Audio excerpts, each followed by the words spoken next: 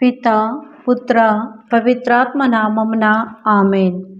దేవుని యొక్క దీవెనలతో మీ అందరికీ శుభోదయం. ఈనాటి జ్ఞానవాణి ధ్యానాంశం దేవుడు ప్రత్యేకంగా ఎన్నుకున్న ప్రజలకు ఉండవలసినటువంటి సుగుణాలు.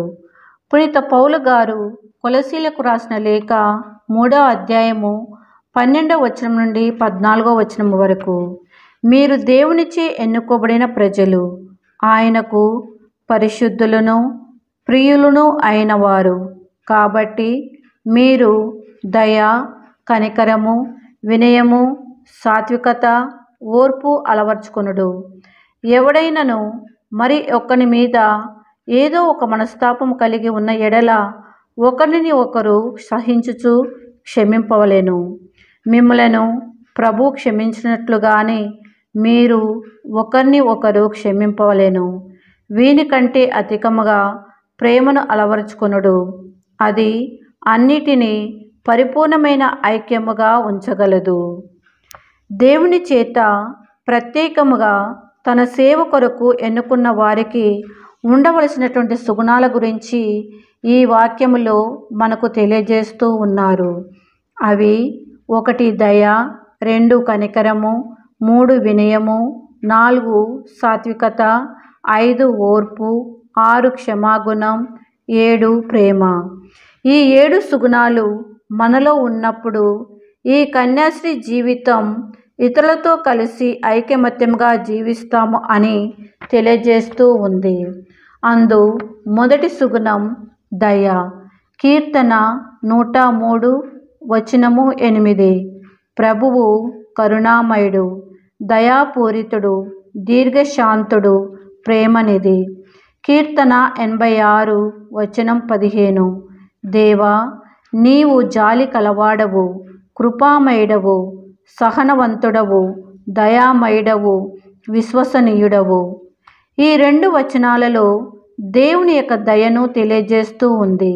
దేవుడు దయామయుడు, సులభముగా కోపడువారు కారు. అదే దయాగుణం మనలో ఉండాలని కోరుతూ ఉన్నారు. 2వ సుగుణం కనికరం.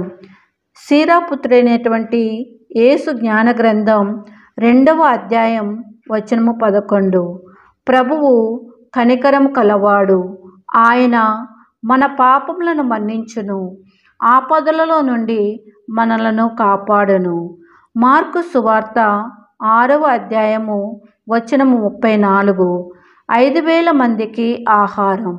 యేసు ప్రభువు పడవను దిగి జనసమూహమును చూచి కాపరి లేని గొర్రెలవలెనున్న వారిపై కనికరము కలిగి వారికి అనేక విషయములను బోధించ ఆరంభించెను. ఈ 2 వచనాలు దేవుని యొక్క కనికరమును గురించి తెలియజేస్తూ ఉన్నాయి. ప్రభువు కరుణామయుడు. వారిలో ఈ సుగుణం ఉన్నది కాబట్టి అనేక మంది రోగులను స్వస్థపరిచారు. నిరుత్సాహముగా ఉన్న ప్రజలకు తన యొక్క వాక్కు ద్వారా వారిలో విశ్వాసాన్ని దృఢపరిచారు. 3, 4 సుగుణాలు.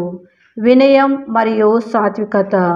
సీరాపుత్రుడైనటువంటి యేసు జ్ఞాన గ్రంథం 3వ అధ్యాయం 17వ వచనం నుండి 18వ వచనం వరకు, కుమారి నీవు చేయు పనులన్నిట వినయముతో మెలుగుము. బహుమతులిచ్చు వారి కంటే కూడా వినయవర్తుని నరులు అధికముగా మెచ్చుకొనును. నీవు ఎంత అధికుడవో అంత వినయవంతుడవు కమ్ము. పునీత పౌలు గారు ఫిలిప్పీలకు రాసిన లేఖ 2వ అధ్యాయము వచనము 8, యేసు ప్రభువు అన్ని విధముల మానవ మాతృడై ఉండి అంతకంటే వినయము కలవాడై మరణము వరకును, శిలువపై మరణము వరకును తండ్రి దేవునికి విధేయుడాయెను. ఈ 2 వచనాలు వినయం, సాత్వికత గురించి తెలియజేస్తూ ఉన్నాయి. యేసు ప్రభువు లోకరక్షకుడు. మానవ రూపము దాల్చి జననము నుండి మరణము వరకు తండ్రి దేవునికి సాత్వికత, వినయము కలిగి జీవించారు. మరి మనల్ని కూడా మన జీవితాంతము సాత్వికతగాను, పెద్దల పట్ల వినయముగాను జీవించాలని మనకు తెలియజేస్తూ ఉన్నారు. 5వ సుగుణం ఓర్పు, సహనం.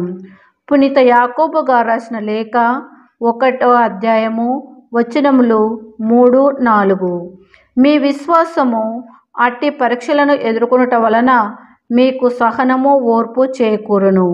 కానీ మీ సహనము విఫలము కాక తుది వరకు మిమ్ము తీసుకొని పోవునట్టు చూచుకొనుడు.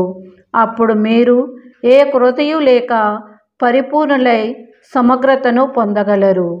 ఈ వాక్యము మన జీవితంలో ఓర్పు సహనము ఉన్నట్లయితే మనకు ఎదురయ్యే ఆటంకములు, బాధలు, కష్టాలు మరియు శోధనలను జయించి మన జీవితాంతం తుది వరకు పరిపూర్ణమైన జీవితాన్ని జీవించగలుగుతామని మనకు తెలియజేస్తూ ఉంది. 6వ సుగుణం క్షమాగుణం. లేవియ కాండం 19వ అధ్యాయం. ఈ అధ్యాయం అంతా కూడా మనకు ద్రోహం చేసిన వారి పట్ల క్షమాగుణం కలిగి ఉండాలని తెలియజేస్తూ ఉంది. మన పట్ల తప్పిదము చేసిన, మానసికంగా బాధ పెట్టిన వారిని క్షమించమని ఈ అధ్యాయం అంతయు కూడా మనకు తెలియజేస్తూ ఉంది. 7వ సుగుణం ప్రేమ. నీవు ఆరాధించే దేవుణ్ణి ప్రేమించుము. నిన్ను నువ్వు ప్రేమించుకున్నట్లే నీ పొరుగు వారిని ప్రేమించుము. మన ప్రేమకు అన్ని కామాలే, పులిస్టాపులు లేవు. దేవుడు ఏ విధముగా అందరిని సమదృష్టితో చూసి ప్రేమించారో ఆ విధంగానే మనము కూడా మన ప్రేమలో ఎలాంటి భేదభావాలు హెచ్చు తగ్గులు లేకుండా సమదృష్టితో మనము అందరినీ సమానంగా ప్రేమించాలి. ఈ 7 సుగుణాలు మనలో ఉన్నట్లయితే మనం ఐకమత్యముగా కలిసి జీవిస్తాము ఈ సంఘ జీవితంలో.